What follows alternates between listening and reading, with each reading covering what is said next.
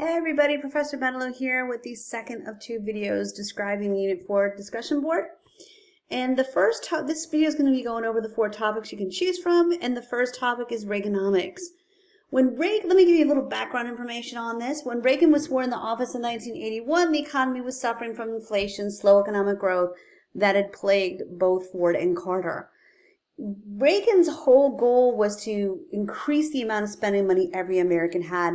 So he instituted an economic program that the press dubbed Reaganomics, and the name stuck. The key philosophy behind Reaganomics is if you cut the taxes for the wealthy, the wealth will trickle down to the lower and middle classes. So to really gauge the success of Reaganomics, you got to take a look at how the lower middle classes fared during his 8 years in office. Reagan was a huge fan of smaller government and felt that the middle class would benefit from more simplified tax codes. He cut about $41 billion from the federal budget. A lot of that had been set aside for social programs. Supply-side economics is the portion of Reaganomics that says that cutting taxes for big businesses would benefit the lower and middle classes too. Tax Equity and Responsibility Act. Remember, the primary document you're analyzing is an interview with Reagan regarding the passage of this law. This law closed tax loopholes and restricted benefits and pension plans. And this was Reagan's way of dealing with the deficit without raising taxes. The Tax Equity and Responsibility Act helped out somewhat, but not as much as had hoped. The gap between the rich and the poor continued to grow during Reagan's years in office. He did not increase the minimum wage during his 8 years in office, and he cut funding for firefighters, policemen, and education while he was president. Single mother households and African American households saw the biggest decline in income during Reaganomics. And in 1984, he further slashed the tax rate for the wealthy, causing an even larger deficit. And plus, during his second time in office, we gained a larger debt as a nation because he was very focused on defense spending, in particular for his SDI or Star Wars program. Okay, so the next topic, the second topic you can choose from, is the first Gulf War. So this is a speech, the primary document is a speech that President George H.W. Bush gave in front of the United Nations General Assembly in October of 1990. Okay, so just to give you background information on the first Gulf War, August 2nd, 1990, Iraqi forces invaded and took over Kuwait. Kuwait is a very oil-rich nation. President Bush immediately demanded the withdrawal of Iraqi forces in Kuwait. Saudi Arabia became the base for UN coalition forces.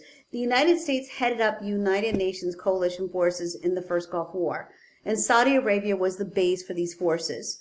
And the Saudis gladly became the base for these forces because Saudi Arabia is also a very oil-rich nation, and the Saudis figured, well, if they're invading and taking over Kuwait, well, heck, we're next.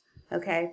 Since the U.S. had previously been an ally of Iraq, Saddam Hussein dared to invade and take over Kuwait. He definitely misjudged the American reaction, that's for sure. Coalition forces quickly liberated Kuwait and headed into Iraq. Even though the coalition forces had won the war, Saddam Hussein remained in power until 2003, the spring of 2003. A lot of people were critical of President George H.W. Bush, saying, well, he should have ousted Saddam Hussein from power back in the early 1990s. But think of it this way, everybody. The Middle East has always been an unstable area of the world. If we had taken out Saddam Hussein from power in Iraq in 1991, it would have caused a power vacuum, and that would have made an unstable area of the world even more so. So the primary document you're analyzing, again, is a speech that President George H.W. Bush made before the United Nations General Assembly, October 1st, 1990. This speech occurred about 2 months after the Iraqi invasion and takeover of Kuwait. In the speech, Bush condemns the Iraqi aggression and calls on members of the UN to demand a return of Kuwait to the Kuwaitis. He says that the United Nations can aid nations to band together to prevent aggression and punish those responsible. Okie dokie, rise of conservatism is your third topic you can go over. This is a speech that Pat Buchanan gave in front of the Republican National Convention in August of 1992. Pat Buchanan, conservative commentator, he had been a contender for the Republican nomination but lost to President George H.W. Bush. August 17, 1992, he was chosen to give a speech supporting the re-election of Bush at the Republican National Convention, which is an honor. And in the speech, he talks about a culture war occurring throughout America. What is the culture war that he's referring to? What topics of debate is he talking about between liberals and conservatives? Are liberals and conservatives still debating the same topics today? Get into that. He then states how George H.W. Bush is the right man to lead the nation through its current difficulties. Okay, last but not least is Ronald Reagan's Tear Down This Wall speech. Reagan visited Germany in June of 1987 and gave the speech in front of the Berlin Wall. During the speech, he urged an end to the Cold War and basically his dream of democracy spreading to those countries currently under communist rule. He emphasized the hardships that Berliners had endured since the wall had been built in 1961.